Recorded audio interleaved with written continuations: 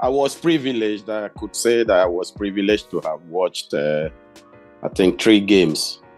Argentina, Korea, Italy, and what I was actually say, every tournament is a different environment. And when you want to classify a tournament, you have to start from the beginning of the journey, from the qualifying on your continent and then moving to the world stage where you need to compete with the rest of other continents. I think it's a total different ball game.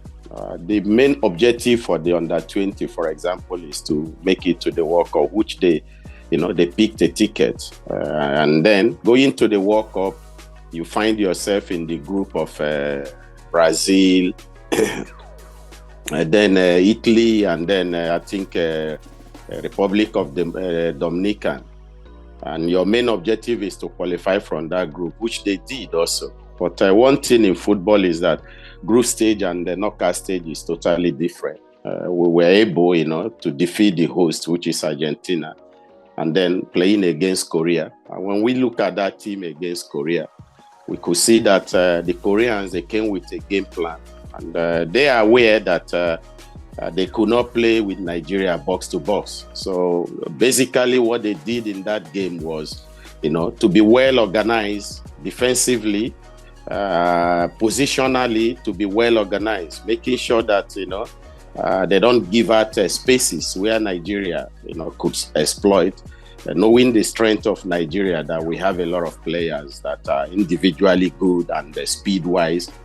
And, they were able to control that game. I think in that game, probably, I think we went into that game with the confidence of, we defeated the host. Probably nobody was expecting that Nigeria is going to win Argentina, and we won them being the host. And then there was this a little bit of, I could say, the confidence from the players that, it's going to be an easy ride. But as the game progresses, they begin to find it very difficult, that it wasn't how or what they expected the Koreans are going to be. But for me, it's a very good tournament for the Nigerian side. Unfortunately, I would have loved the team, to continue to progress. But unfortunately, football sometimes are not that way. But when we need to analyze on that team, we just need to go back and then look at the team from holistic point of view.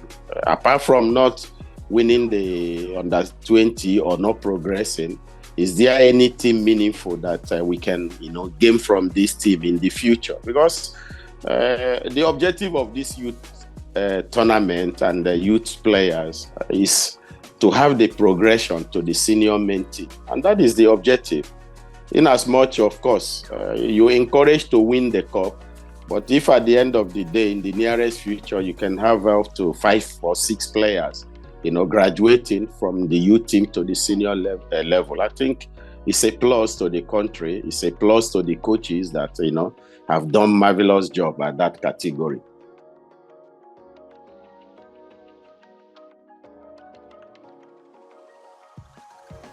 We have individual players. I can talk about the midfielder, the dagger. The goalkeeper. There is one Emmanuel I saw also there. He's very good. But it's not just only about these players, the captain of the team, Frederick, the central defender. So you have a lot of good players. But one thing in football, adaptations are very different. Everybody adapts differently. Some players probably that you are not, seeing very interesting today. Maybe in the next 3-4 years, you find these players, they have developed so quick, and some players that have developed so quick. So, what we need to do is to find balance. We shouldn't be carried away. The essence of, moving these players immediately to the senior team. There are processes, and those processes is something we have to look at from the technical and tactical aspect of the game, to the physical aspect of the game, to the psychological and the social aspect of the game. These are things we need to look. And then we look at what can we bring on board to continue to aid these players, to be in a much better position to progress to the senior team. Senior football is totally different from youth football. Senior football, you compete with the rest of other players that are also, that have matured also, that have even much quality talent in terms of skill, tactical, physical, all these things. But you see, the players have to go gradually, and from this, then you begin to give them that confidence. What you don't want to do in this journey is that you suddenly rush and introduce your player to the senior level, and suddenly you throw him under the bus and you kid him. I think we have to go gradually, continue to see how we can, from technical to tactical aspect of the game, by letting the players to know the philosophy of the first team, encouraging them and aiding them with individual learning plans, training best players versus best players. This will make them to be in a position to graduate gradually. So I think it's something we just have to, trade with cautions. Of course, we are aware, and we have taken the notice that we have these players. The question is, what are we doing now to continue to aid them? One of the mistakes we have been doing over the years, even from the under 17 level, is that we have not been able, to accommodate our players. After every tournament, of course, few players are blessed to travel out of the country. Then the question is, those that were not able to travel out of Nigeria, how have we been able to aid them to continue to develop? Have we been able, to incorporate them in the local league where they can continue to develop? I think this is one of the the mistakes and the issues we really need to, look into, and then put it into consideration and see how we can aid most of these players that probably they will not have the opportunity to travel immediately to Europe. But one thing we cannot do is they stop and there is no progression. Then they end up disappearing after maybe 2 years. Nobody knows anything about them anymore.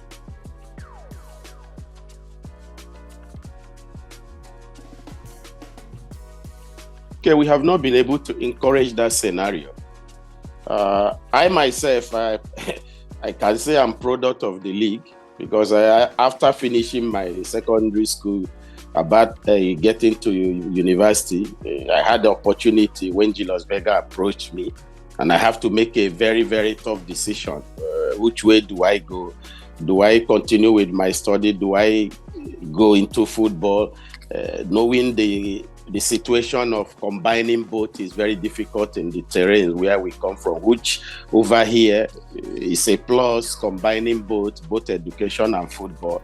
The possibility is there. Then I have to make an executive decision by joining Julius Berger. But the reality is that we don't have patience, knowing that a player that is young today, in the next 5 years, that player will grow. So we find it very difficult in our culture to encourage young players.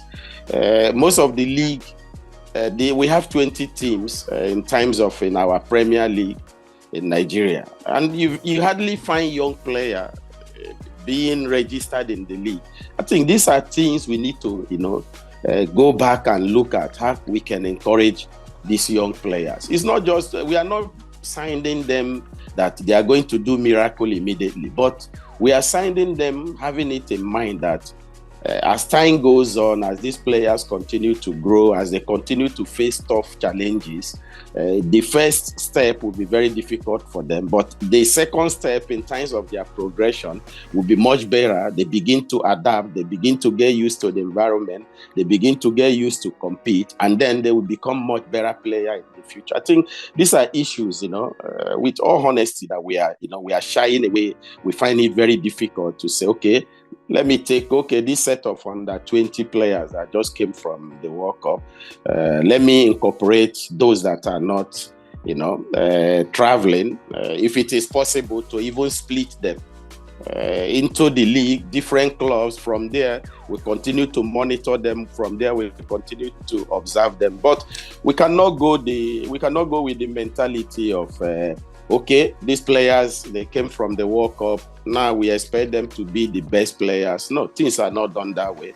They will have their own challenges. They will have their own shortcoming. They will have their ups and downs. Just like every human being, in whatever you are doing, there is moment of ups. There is moment of down. But the key word is being patient and continue, like I said, with long-term athletic development plans to aid the transition, physical to first team, improving repeated sprint ability, ensuring 5 pillars of health, such as sleep, mindset, exercises, nutrition, and education. So when you have all these things, in plan, it can really help these players, to develop. And in the nearest future, the same players will be seeing them having the privilege or opportunity being invited to the Super Eagles.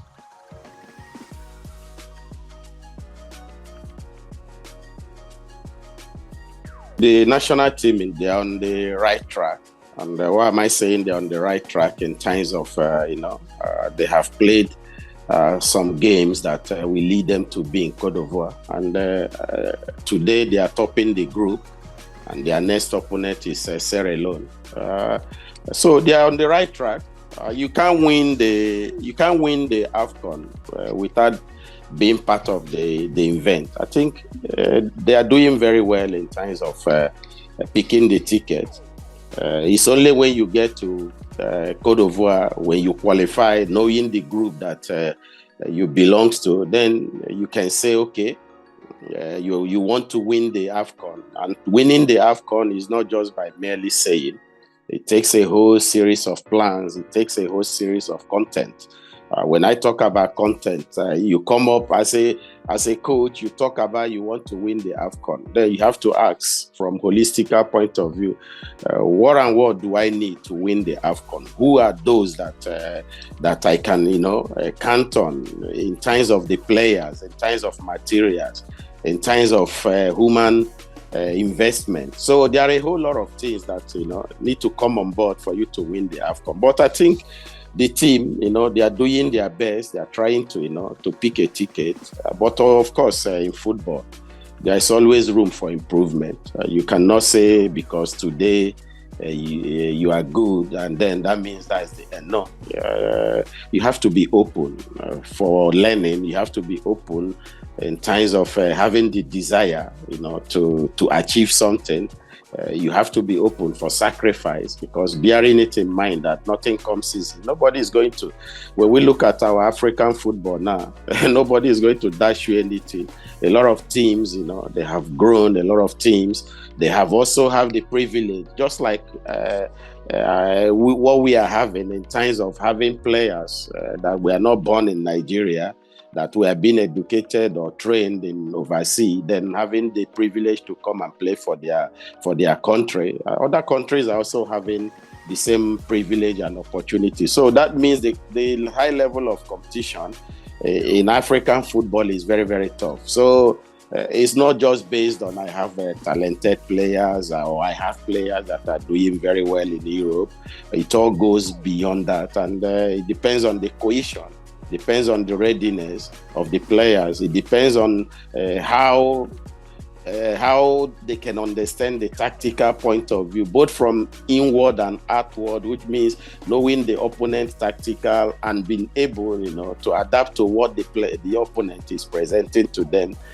So there's a whole lot of things into football. It's not just about assembling players and then everybody train and go and then we say, no, we are going to win. There is a whole lot. But, of course, Nigeria, is a country with passion. And people in Nigeria are passionate when it comes to football. So if we can, remain focused and in terms of, being honest to ourselves, I think we have players that can, achieve that.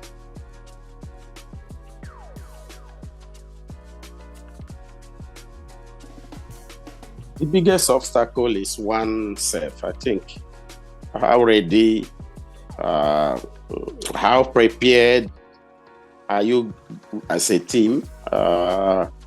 Like I said, there is two key moments in football, and those key two moments are really key. When a team has the ball and when a team does not have the ball. What are the characters of the players on and off the ball? What are the ability individually? When I was in Barcelona, there is this organigram that we have, and it's always saying, how can we collectively achieve our objectives without undermining the individual quality? So how can Nigeria as a team, having it in mind with the quality of players that are at our disposal in terms of individual and collective, then what are things individually and collectively we are bringing in for us to achieve those our desire, which is winning the AFCON? The journey is a complex journey. It's not something one just wake up and say, okay, we are going to win the AFCON. It's a series and years of plans and years of implementation, and having it in mind, looking at the right players with the right frame of mind, not just because a player is playing at a big club, that gives guarantee that we are going to win. You have to look at your players, assess them individually and collectively, and knowing what they are capable of bringing on board, and knowing also their weakness and their strength, and looking at the weakness, how you can reinforce the weakness, and also looking at the strength, how you can also enhance the strength of individual and collective as a team. So it's a very long journey. It's not easy to just wake up and say you are going to win the AFCON, because along the journey there is a whole lot of how will I put it, a whole lot of challenges. And those challenges depend on the ability of a team to manage those challenges. I think that will really lead you to win the AFCON or not to win the AFCON. My honest assessment is that Sola, we have good players. And the good players we have, if you watch what I said earlier, in terms of individual qualities and also collective qualities. For example, I give you an example, and I have been saying this. I was privileged to have coached Osimhen. I was privileged to have coached Chukwueze. And when we look Chukwueze's style of playing, for example, week in, week out, with Villarreal, we find out that Chukwueze is a player. If you can agree with me, that he is more dangerous close to opponent goalpost. But when we come to national team, we are expecting the same thing from Chukwueze. You see, you have to build a team knowing the quality of your players. Same like Osimhen. Osimhen is a player that moves a lot in space. In Napoli, Osimhen has people that can give him the ball in space. And this is one of the problems we are having in Nigeria. I keep on saying it. How will I say it? I don't judge people because they say someone is not, even a bad player that maybe we consider that, okay, this player, his behavior is not good, is this, that. But sometimes, we have to go back and then analyze things and look, okay, this player, maybe his character, but does he has what we need? Can we be able to get something by managing him? Because in modern football now, you manage people. You don't judge people based because, because he's stubborn. Then you have already made up your mind, that no, this player, no. Most of these players, they're all coming from different backgrounds with different stories. So you have to also sit down and listen to them and know where they are coming from, and then try to find solution. I think when you have players like Osimhen, you have players like Chukwueze, you have players like Simon Moses, you have players like Awoniyi. These players, you don't expect them to be dropping into the middle to receive the ball. They need people that can give them the ball. And with all due respect to our midfielders, it's not easy. I have always said one thing. Even when I was in Tanzania, I had a discussion with the players. And I told them, I said, there is nothing wrong in life for you to criticize yourself. Criticizing yourself does not mean that you want to bring yourself down. You are doing that because you believe that there is room for improvement. And we have midfielders that they are top players. They are winners. They can win football. But do we have players in the middle that can pass the ball to our strikers that I'm talking about? We don't have it. And I go back again. It's not because I train Kelechi Nwakali and this.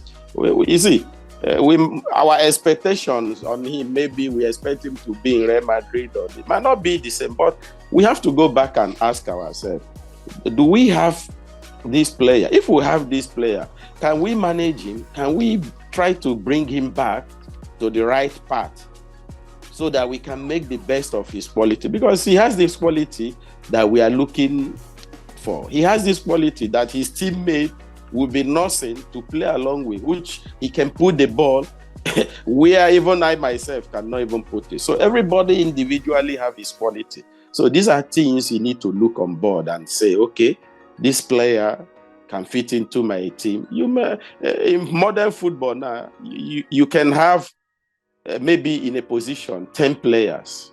But when you begin to analyze from your own system of the game, from your own philosophy, how you want your players to play, then you have to start to analyze these players individually.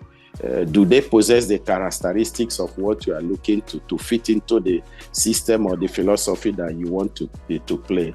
So when you do all these things, then you can come up. The reality is that, we just need to, if we really want to move forward, we just need to open our mind. We need to, look at our players and look at people that we can bring into the team and to help the team. Not because of the coach, it's the team. Because the team is first. If the team is doing well, the coach is doing well. And if the team is not doing well also, the coach, it will affect the coach. So the team is important more than every other person. So when the team is good, when the players understood why they are there, when the players that are committed, because it's all about commitment, it's all about desire, it's all about knowing why you are playing for your country. In a country of 200 million, and you are being privileged to be invited among the 25 or 23 players. I think one should be first grateful, and one should remember the essence of him having the opportunity to represent his country.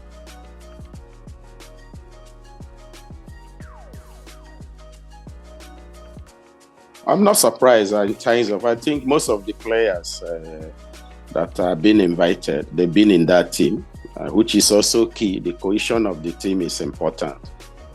You cannot just bring in today you change, tomorrow you change. I think the coach tried to maintain the same line of directions. But I also saw that he brought in some few new players, mostly from the Premier League. I think this is something people have been, in times of clamoring for over the years. And I have always been the opinion. Why am I saying this? Those players that are playing in Nigerian league, we are not expecting them to be the same level with those playing in Europe. But there is something, you have to find balance. You have to create opportunity.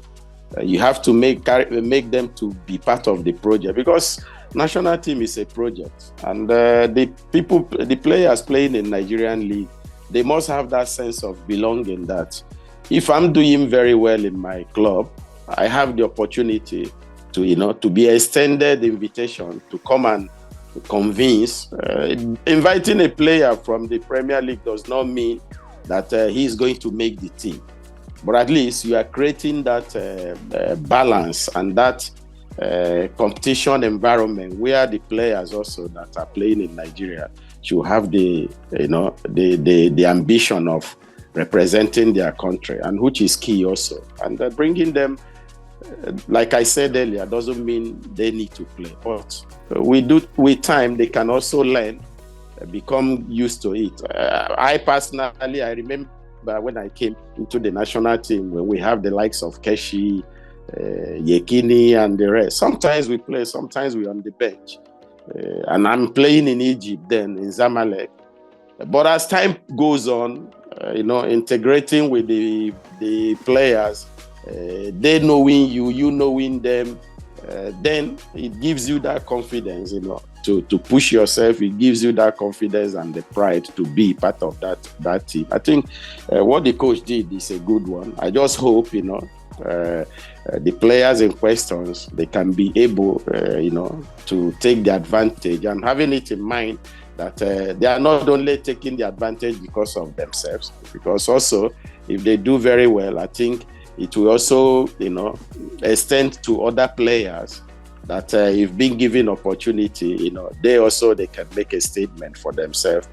Talking about the list of the coach, it will be very difficult for us to give opinion because he is the coach and he has given out his list. And I think we need to respect the list and the players that, he has invited for this game coming up against Sierra Leone.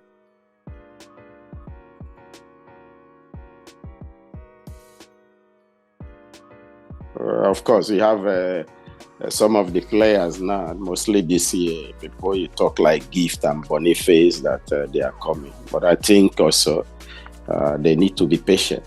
Their time will come. They should continue to do what they are doing. National team, these players that are invited, they've been in the program of the coach. They've been in the project, and the coach probably have explained his ideas to them. So it will not be all that appropriate changing a team always, I think. But I can guarantee you, if they continue to do well in their respective club, of course, they will have the opportunity to represent Nigeria.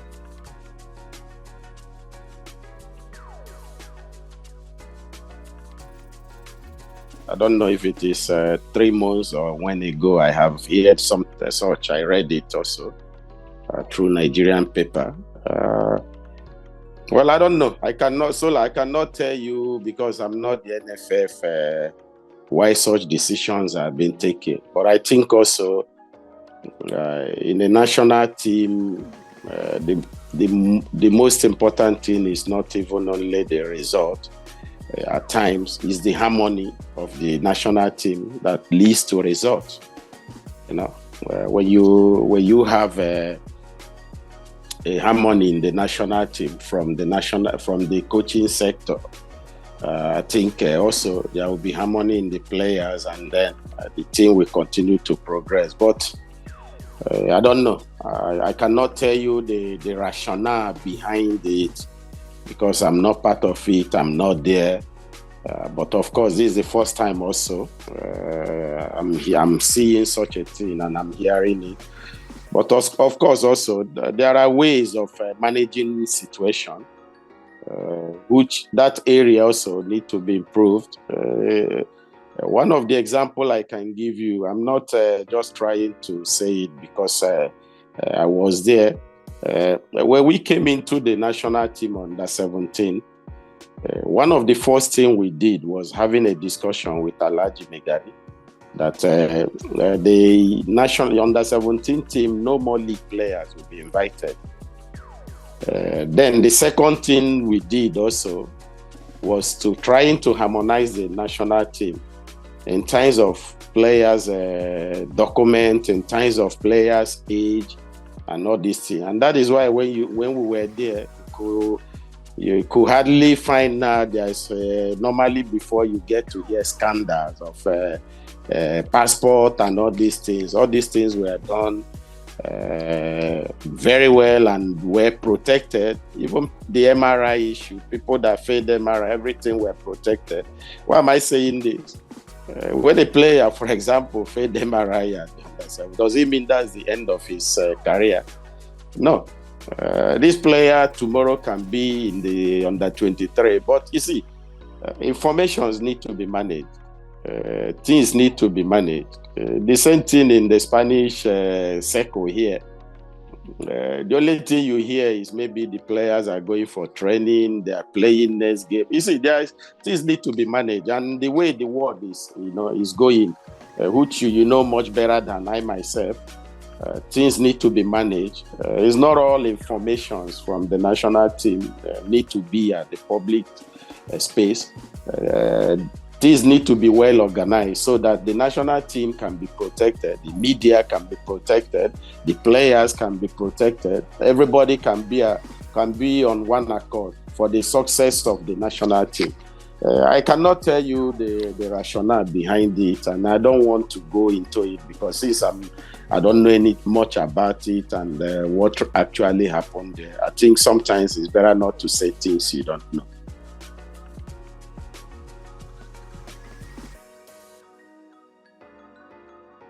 One thing you have to bear in mind is that in football now, you are not only just coaching.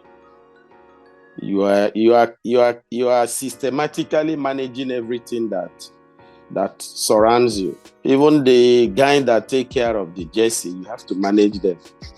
The guys that clean the boot, you have to manage them. The man that cuts the grass, you have to manage everybody. Because football has a kind of way, made people now like a team. Everybody is on the same baggage. Everybody is thinking the same. Everybody wants to win. So you have to, when you have a player that is stubborn, I think, like I said earlier, you cannot just judge people or hate people because they say he's stubborn. Then I don't like it. No. I think you have to dialogue with people. Even your best player, sometimes maybe when he's going wrong, you have to dialogue with him. You have to sit with him. You have to also know what is going on in his life.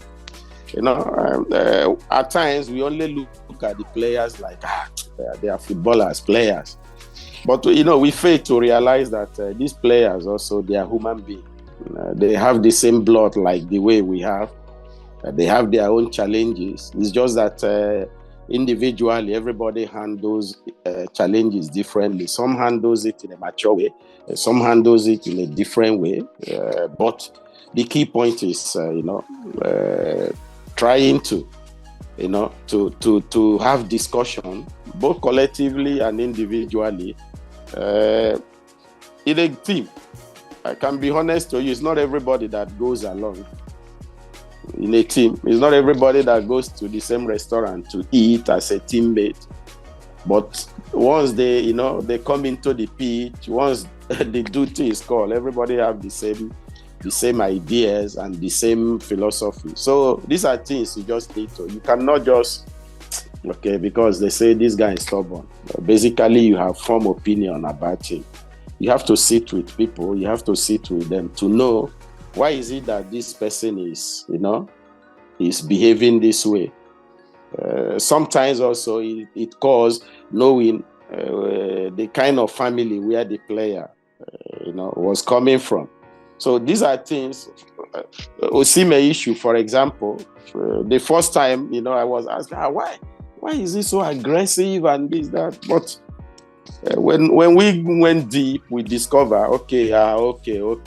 Then we were able to manage him. We were able to discuss with him. We were able to let him to know. We were able to give him that love.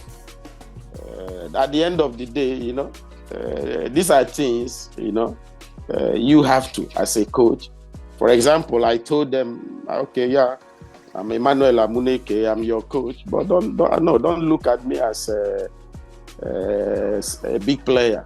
I'm coming the same level, just like you guys, because I want to understand you.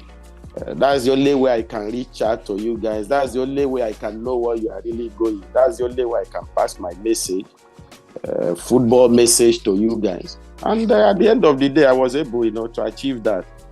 It's not just that someone is wicked or is, stubborn. Then we have formed opinion. I think the world is growing and the interaction is key. And we have to continue, to grow on that aspect because dialogue is key. If someone offend you, and no matter how angry you are coming, this guy, I will show you to the moment you arrive, and he just tell you, I'm sorry, sir. It wasn't intentional, please, I'm sorry. Your anger will just be meted. So key talking is important. Dialoguing with your players, whether success, whether you are winning or you are not winning.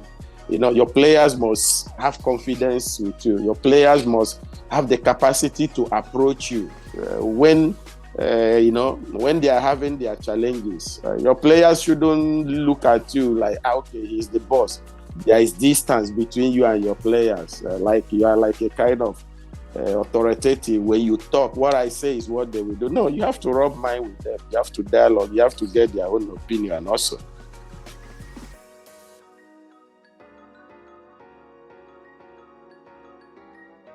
We not expect to lose at home, but also we must give credit to the opponent also, because in that game, although we had chances, but we were not able to take our chances, and then they also had some few chances, and then they were able to take their own chances and ended up winning the game.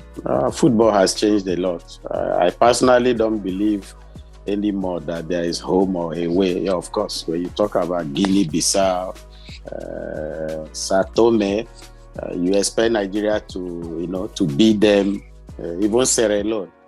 But football has changed a lot, and basically, probably maybe we went into that game overexcited and having it in mind that we are playing Guinea, we are going to beat them.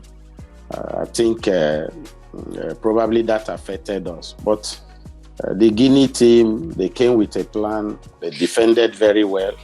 They were able, to execute their plan, and they got a goal that gave them 3 points in Nigeria. And then we went to their country also to win the game. I understood the area you are going, not just because we won, but the side effect of Super Eagles losing to Guinea-Bissau at home. There is consequences in terms of rating and other things. But I'm always the opinion. I play this game, and I'm always the opinion of nobody is going to give you anything for free. You have to work for it. You have to come with a plan. You have to also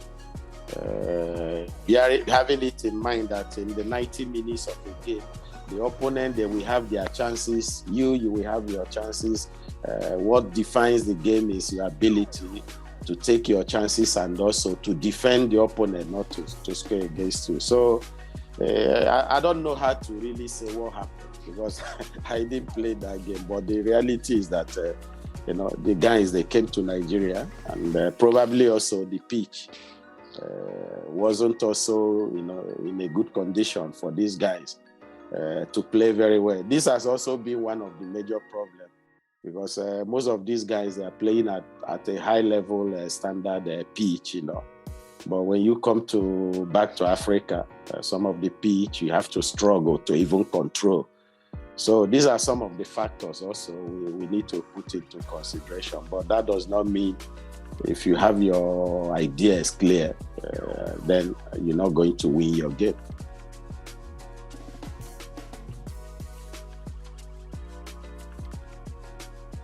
You have to pick at what is at your disposal.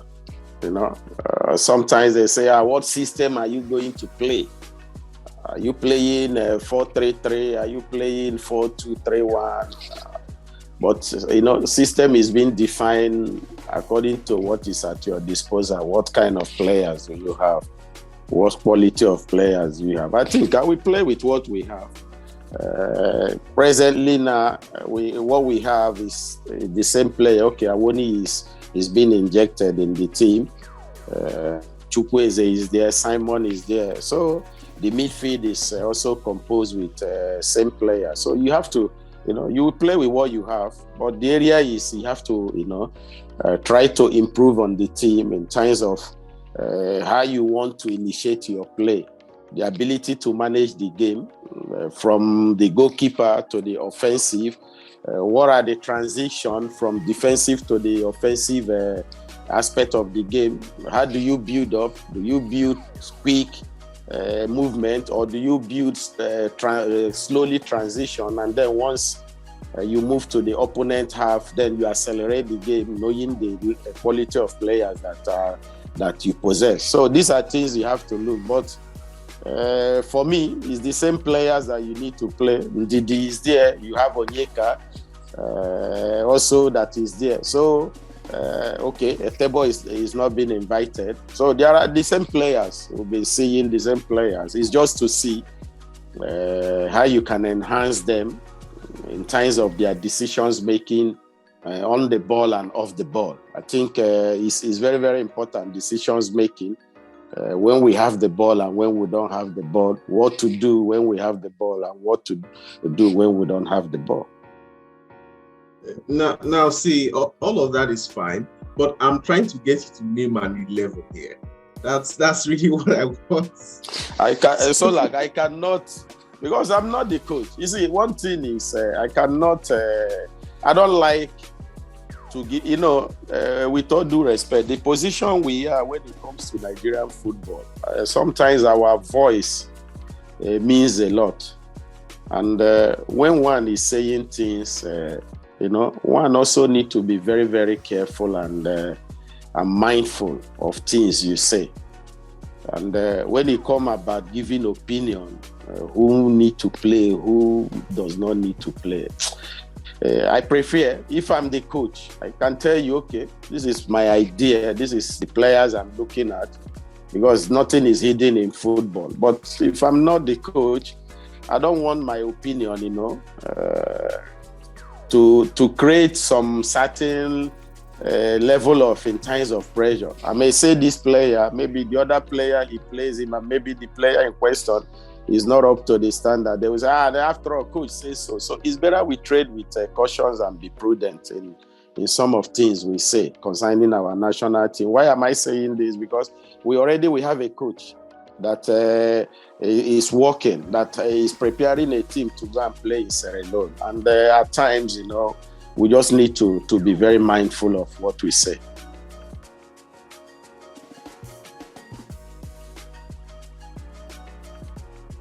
I'm a Nigerian, and when it comes to football, I'm passionate about it. And as a player, I did my best. As a coach, I'm trying to also do my best. But I think also, I have so much respect to my colleagues. Why am I saying this? I was once also a coach in another country, which is Tanzania. And today, he's a Portuguese, Jose Pesero is coaching our national team. I think I conserve the respect to, the respect to, to respect him, not to talk anything about him. The people that employed him, they have never one day mentioned that they are going to do away with him. So I think it's better we keep that quietly. And I wish him all the best in his coming game. I don't want to talk about my colleagues. I always respect my colleagues because I know our job is not an easy thing. And coming out to talk about somebody that is still on contract, when even the people that employed him have not even said anything, I think it's a disrespect from my own part. So I prefer to be quiet on this issue. And like I said earlier, I wish him the best of luck in the coming game. I pray he qualify Nigerians because his success also is our success in Nigeria. So I wish him all the best. So it's better I just be quiet on that.